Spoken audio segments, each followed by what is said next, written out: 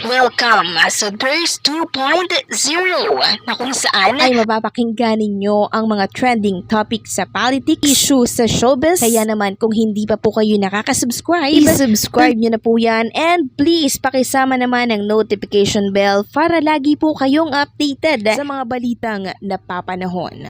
Unahin nating pag-usapan itong papremyo po na inilabas ng Itbulaga from August 12 to August 17, 2024. Tumataginting lang naman na 1.5 million or 1,503,000 pesos. Sa loob ito ng isang linggo. Grabe mga kadabarkads, ang laki po pala talaga ng inilalabas ng Itbulaga every week.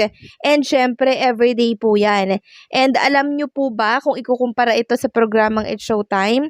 Wala pa pong kalahati. Ito nga po yung pinost ng isang page, Battle of the Noontime Big Prizes as of August 12 to August 17, 2024, Itbulaga versus It's Showtime. 1,503,000 at ang sa It's Showtime naman ay 220,000 pesos. So, 'di ba lagi pong ibinibida ng Katapatan na programa na supporters po nila ang nagbibida yung ratings. Ngayon, ang ibibida naman natin syempre ay itong mga papremyong inilalabas po ng Itbulaga. Kasi kahit na sabihing mababa ang ratings kumpara dito sa It's Showtime, itong Itbulaga, mataas naman po ang mga papremyong inilalabas nila araw-araw. And syempre kung susumahin ito every week, napakalaki po talaga. Kaya gano'n na lamang po ang pasasalamat, 'di ba, ng mga nananalo diyan sa Itbulaga, 'di ba? Lagi silang umiiyak, todo pasalamat sila kasi malaking tulong, malaking bagay na po yung mga ibinibigay sa kanilang papremyo. Diyan pa lang 'di ba sa Sugod Bahay, grabe na po yung mga inilalabas ng Itbulaga. Kaya sobrang nakaka-proud itong sinusuportahan nating programa. Samantalang pag-usapan naman natin ng tungkol dito sa isang host ng Itbulaga, kay Alan Kay. 'Di ba kanina present po siya diyan sa Itbulaga.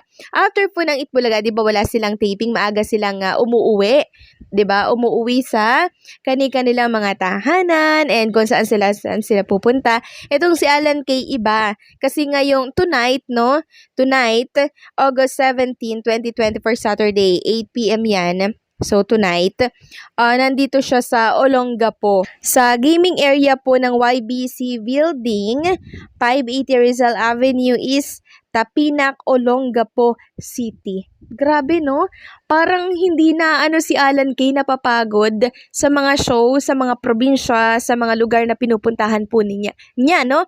So, nitong nakaraan lang, kakagaling lang nila ng Leyte. Then, Cebu. Ngayon naman, Olongapo. Grabe, Alan Kay naman. Pahinga ka naman pag may time, di ba? Kasi kami ay may concern sa inyong health bilang mahal ka namin as Dabarkads. Ayaw namin na yung kalusugan mo ay napapabayaan mo sa sobrang kasipagan mo na din.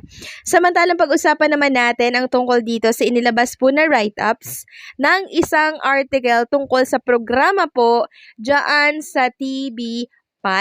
So, meron po palang nangyayari dyan na mga modus-modus. So, ito ay malaki pong kahihiyan or malaking iskandalo. Syempre, pag nalaman ito ng ibang mga netizen, 'di ba, na ito palang programa ni Mr. Willie Revillame ay sinasabo po ng mga modus.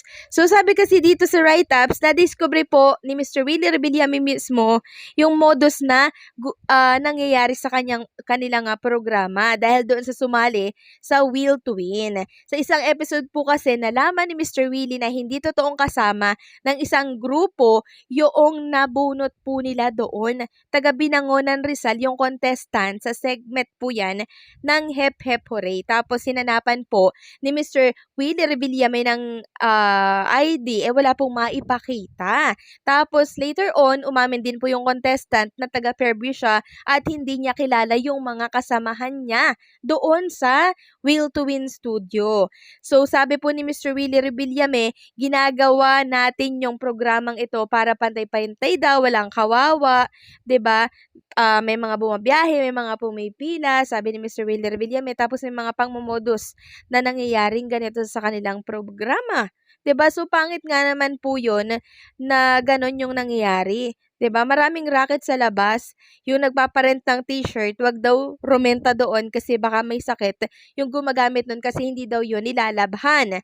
Yan po ang sabi ni Mr. Willie Revillame. At alam niyo po ba, mga ka-Dabarkads, 2.8 million or going 3 million na po ang views nito sa TikTok. Ito nga nangyari po sa programa ni Mr. Willie Revillame. Sinabi niya rin na kahit nasa ibang network siya, kalakaran na daw talaga yung mga modus na ganyan. Araw-araw na racket yan, magmula daw nung nasa ABS-CBN siya, TV5 GMA, balik niya daw sa TV5, ayan na naman sila at may pangmomodus na naman daw. So, sabi po ni Mr. Willie, wala siyang hinihinging pera at siya pa daw ang magbibigay sa lahat.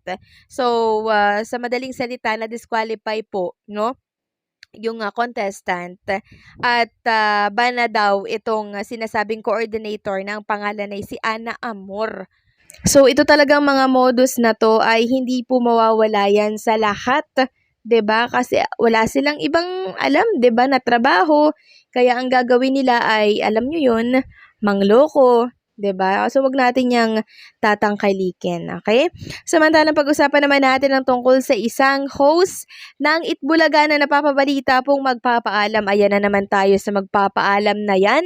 Sus Mio Marimar, wala pong katotohanan na merong magpapaalam na host dito po sa Itbulaga sa mga nagtatanong at nangungulit po sa atin dyan, Sus Mio Marimar.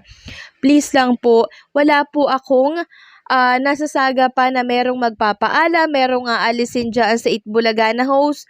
Wala pong ganun, okay? Ako po ang kauna-unahang magbabalita sa inyo kung merong totoong magpapaalam dyan sa Itbulaga.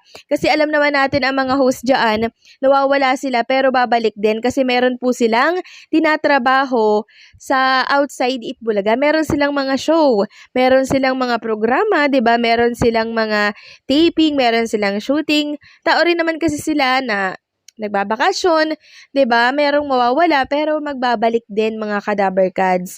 Kaya sa kumakalat po na balita, tapos may nagtatanong na kung sino yung magpapaalam na host ng Itbulaga, wala po. Okay? May magpapaalaman dyan, pero babalik din po yun. Kaya wala pong dahilan para kayo ay magpanik at bulabugin ako dito at tanungin na kung sino yung magpapaalam kasi wala naman po talaga. Ang mga Dabarkads natin ay intact ang samahan nila with TBJ, kaya wala pong aalisin dyan. Sila po ay pinagbuklod and talaga namang sinubok na po ng panahon. Kaya wala pong aalisin, walang magpapaalam. Okay? So, siguro yung balitang kumakalat na yan, mga ka-Dabarkads, ay galing po sa kalaban, 'di ba? Layunin nilang pabagsakin yung programa, hindi kasi nila mapabagsak sa mga lugi-lugi na yan at pagsasara ngayon, sa host naman nila dadaanin. So, fake news yun.